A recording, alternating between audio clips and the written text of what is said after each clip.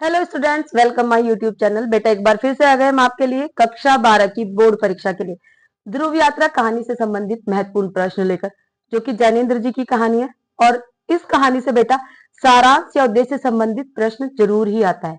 ये कहानी हम आपको पढ़ा चुके हैं, आप हमारे चैनल एजुकेशन नूक पर जाकर देख सकते हैं। तो चलिए बेटा वीडियो प्रारंभ करते हैं।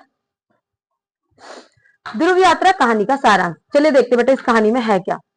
ध्रुव यात्रा कहानी हिंदी के प्रसिद्ध कहानीकार जैनेन्द्र द्वारा रचित एक मनोवैज्ञानिक कहानी है। कैसी कहानी है बेटा? मनोवैज्ञानिक कहानी, साइकोलॉजिकल कहानी है ये। इस कहानी के माध्यम से जैनेन्द्र ने मानवीय संवेदनाओं को मनोवैज्ञानिक तथा दार्शनिक दृष्टिकोण से समन्वित करके एक नवीन विचारधारा को जन्म दिया है।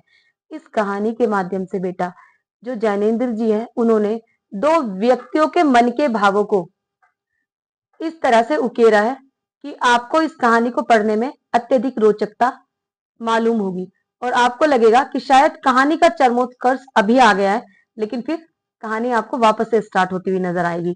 उन्होंने पूरा दार्शनिक दृष्टिकोण दिखाया है और नवीन विचारधारा से मतलब उन्होंने जो इस कहानी के नायक और नायिका है, उन्होंने उसे किसमें नहीं बांधा है बेटा? सामाजिक बंधन में, शादी के बंधन में नहीं बांधा है, जबकि जो नायिका है वो एक पुत्र की माता जी भी है।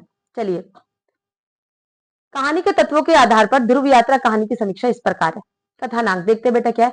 ध्रुव यात्रा कहानी की कथा वस्तु राजा रिपुदमन बहादुर की ध्रुव यात्रा पर आधारित है। देखिए बेटा ये जो कहानी है, ये कहानी एक राजा रिपुदमन है जो कि बहुत ही बहादुर और वीर है, और उनकी उत्तरी ध्रुव यात्रा के आधार पर ये कहानी बनाई गई है। जो वो उत्तरी ध्रुव को जीतने के लिए जाते हैं, उसके ऊपर ये कहानी लिखी गई है। इस कहानी के कथानांक का ताना बाना प्रेम और त्याग की पराकाष्ठा के मनोवैज्ञानिक धरातल पर बुना गया है। इस पूरी कहानी का ताना बाना आपको बेटा प्रेम के ऊपर नजर आएगा कि प्रेम में त्याग की भावना किस प्रकार होती है, किस प्रकार हम प्रेम में केवल अपने जो दूसरा पक्ष है उसके हित के बारे में सोचते हैं। हमें चाहे कितनी भी समस्या हो रही है, लेकिन उसके हित के बारे में सोचना हम नहीं छोड़ते। इस कहानी में यही दिखाया गया है। इसमें रोचकता, मनोवैज्ञानिकता, सांकेतिकता, दार्शनिकता व प्रभावशीलता जैसे विशेषताओं का समन्वय है। ध्रुव यात्रा कहानी एक महत्वपूर्ण विशेषता यह है कि पात्रों के मनोवैज्ञानिक द्वंद के साथ साथ पाठक के अंदर भी एक द्वंद निरंतर चलता रहता है। ध्रुव यात्रा कहानी की विशेषता क्या है? उसकी विशेषता यह है बेटा कि इसमें ना केवल कहानी के पात्रों में के मन में द्वंद चल रहा है, बल्कि जो कहानी को पढ़ रहा है या सुन रहा है उसके मन में भी द्वंद चल रहा है कि आगे इस कहानी में क्या होने वाला है। इसी मानसिक द्वंद के कारण पाठक को ऐसी अनुभूति होती है कि जैसे कहानी का चरमोत्कर्ष आ गया है, और इसी मानसिक द्वंद के चलते चलते पाठक कहानी को सुनते हुए या देखते हुए इतना उत्सुक होता है, कभी कभी उसे लगता है कि शायद यही कहानी का अंत होना है, लेकिन कहानी फिर आगे बढ़ता है। अतः कहा जा सकता है कि ध्रुव यात्रा कहानी की कथा वस्तु सुव्यवस्थित, मौलिक, मार्मिक, सुसंगठित तथा कौतूहलपूर्ण है। देखिए बेटा सुव्यवस्थित मतलब अच्छे तरीके से व्यवस्थित की गई है कहानी। मौलिक असली कहानी है। मार्मिक मतलब बड़े ही संवेदनशील मुद्दों को लिया गया है। संगठित कहानी है, एक के बाद एक जो डायलॉग जुड़ा हुआ है वो बिल्कुल संगठित व्यवस्थित है। कौतूहलपूर्ण, मनुष्य में जिज्ञासा होती है कि आगे पढ़ू इस कहानी में क्या होने वाला है। इस प्रकार ध्रुव यात्रा कहानी कथानांक की दृष्टि से सफल कहानी है। तो बेटा ये कहानी कथानांक और सारांश की दृष्टि से बिल्कुल सफल कहानी। चलिए बेटा दूसरा प्रश्न देखते हैं। ध्रुव यात्रा कहानी के उद्देश्य पर प्रकाश डालिए। चलिए देखते हैं। ध्रुव यात्रा हिंदी का सुप्रसिद्ध कहानीकार जैनेन्द्र कुमार द्वारा लिखित एक मनोवैज्ञानिक और मार्मिक कहानी है। देखिए बेटा जब भी आप क्वेश्चन लिखेंगे, चाहे सारांश वाला लिखें चाहे उद्देश्य वाला लिखें, ये आपको बताना ही पड़ेगा कि किसकी कहानी है और व्यक्ति के लिखने का ध्येय क्या था, उद्देश्य क्या था। कहानीकार ने इस कहानी में मानवीय संवेदनाओं को मनोवैज्ञानिक तथा दार्शनिक दृष्टिकोण में समन्वित करके एक नवीन विचार को जन्म दिया है। प्रस्तुत कहानी में जैनेन्द्र जी ने बताया है कि प्रेम एक पवित्र बंधन है और विवाह सामाजिक बंधन है।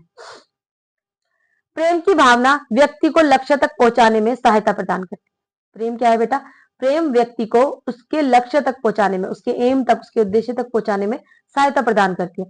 प्रेम में पवित्रता होती है और विवाह में स्वार्थता। देखिए बेटा जब दो पक्ष एक दूसरे से प्रेम करते हैं तो प्रेम में यह अनिवार्य नहीं होता कि एक पक्ष दूसरे पक्ष का सारा भार वहन करेगा, उसकी जिम्मेदारियां उठाएगा। लेकिन जब हम सामाजिक बंधन में बनते हैं, यानी कि शादी के बंधन में बनते हैं, तो फिर ये जरूरी हो जाता है कि दूसरा पक्ष एक पक्ष का, यानी कि स्त्री ये उम्मीद करती है कि यही व्यक्ति मेरा पूरा जितना भी खर्चा है वो सब कुछ उठाए, मेरी सारी जरूरतों का ध्यान रखे, कहने से पहले ये मेरा सारा काम कर दे। ऐसे ही स्त्री से भी पुरुष ये उम्मीद रखता है कि ये मेरे घर की व्यवस्था को अच्छे से देखे और मेरे घर को व्यवस्थित करके रखे, मेरे बच्चों का लालन पालन करे। तो जहां पे शादी होती है बेटा, वहां जहां पे विवाह संबंध होता है, वहां पे स्वार्थ आ जाता है। प्रेम की पवित्रता को आदर्शवाद की कसौटी पर कसना ही कहानी का प्रतिपाद रहा है। तो वो दिखाना चाहते हैं कि जो प्रेम की पवित्रता है उसे आदर्श बनाया है उन्होंने। कहानीकार के अनुसार व्यक्तिगत सुखों की अपेक्षा सार्वभौमिक और अलौकिक उपलब्धि अधिक श्रेष्ठ है। कहानीकार कहता है कि इसमें प्रेमी और प्रेमिका व्यक्तिगत सुख की जगह सारी संसार के सुख को ही उन्होंने श्रेष्ठ माना है। ध्रुव यात्रा कहानी एक उद्देश्य प्रदान कहानी। आप इस कहानी को जब देखोगे बेटा तो आपको लगेगा कि हाँ, इस कहानी का सच में एक उद्देश्य है। इस कहानी का मूल उद्देश्य प्रेम की विवेचना एवं वचनबद्धता के पालन के महत्व को प्रतिष्ठित करना है। इसके साथ ही लेखक बताना चाहता है कि मनुष्य को महत्वाकांक्षाओं के पीछे पागल होकर नहीं दौड़ना चाहिए। वो ये भी बताता है कि एक मनुष्य जो अपनी एम के पीछे, अपने उद्देश्य के पीछे रहना चाहिए, मन लगाकर पूरी मेहनत से रहो, लेकिन पागल होकर नहीं दौड़ना चाहिए कि हमने आसपास की सारी चीजें ही भूल जाएं। प्रेम संबंधों की मानसिक जटिलताओं और महत्वाकांक्षाओं का मनोवैज्ञानिक चित्रण भी इस कहानी का महत्वपूर्ण उद्देश्य रहा है। तो इस कहानी का उद्देश्य क्या रहा है? प्रेम संबंधों की जटिलताओं को दिखाना, महत्वाकांक्षाओं को दिखाना और मन की चीजों को, एक दूसरे के मन की चीजों को समझना ही इस कहानी का महत्वपूर्ण उद्देश्य रहा है। इस तरह से ये कहानी का उद्देश्य बेटा खत्म, मतलब आपका समाप्त हो जाता है। और सारांश हमने आपको यहाँ दोनों प्रश्न करा दिए। कहानी भी हमने आपको पूरी पढ़ा दी। आप हमारे चैनल एजुकेशन नूब पर जाकर देख सकते हैं। यदि आपको हमारी वीडियो पसंद आई हो तो इसे लाइक करें, शेयर करें और हमारे चैनल को सब्सक्राइब करें। मिलते हैं अगली वीडियो में। नमस्कार।